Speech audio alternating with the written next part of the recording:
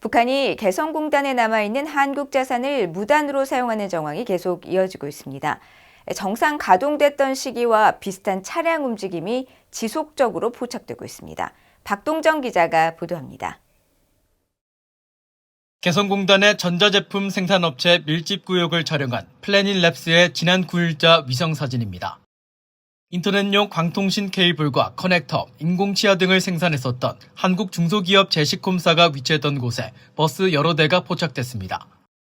이들 버스들이 주차하면서 건물 앞 공터 상당 부분을 가렸습니다.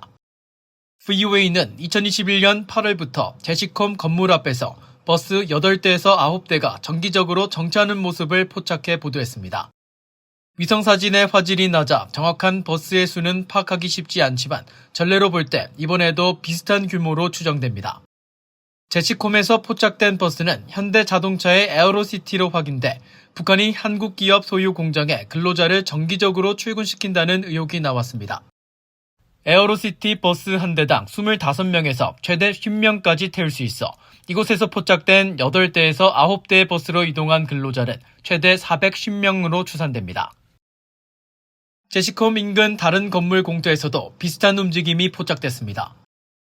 VUA는 반도체 부품과 전자제품, 유공합 패킹 등을 생산하던 한국 기업 SJGS의 공장 앞 공터에 하얀색 대형 물체가 반복적으로 나타났다고 보도했는데 9일자 위성사진에도 하얀 물체가 공터에서 포착된 겁니다. 개성공단이 정상 가동되던 시절 이곳에서는 동일하게 모습이 생겼었는데 모두 하얀색 트럭들이 주차하며 생긴 현상이었습니다. VUA는 또 민간 위성사진을 통해 지난 2016년 이후 최근까지 제시콤과 별도로 쿠쿠전자와 명진전자, 만선 등이 운영되던 공장 부지에서 북한의 무단 가동 정황을 포착해 보도했습니다. 개성공단은 남북교류 활성화를 목적으로 지난 2005년 가동을 시작해 이후 120여 개 한국 기업체가 최대 5만 명에 이르는 북한 근로자를 고용해 운영됐습니다. 북한이 이들 근로자들을 통해 벌어들이던 수익금은 매년 약 1억 달러로 추산됐습니다. 하지만 2016년 2월 한국 정부는 북한이 핵과 장거리 미사일 시험을 잇따라 감행하자 개성공단 폐쇄 결정을 내렸습니다. 이런 가운데 한국통일부는 지난 6일 북한에 개성공단 내 한국 측 시설의 무단 사용을 중단하라는 내용의 통지문을 발송하려 했지만 북한은 수령을 거부했다고 밝혔습니다.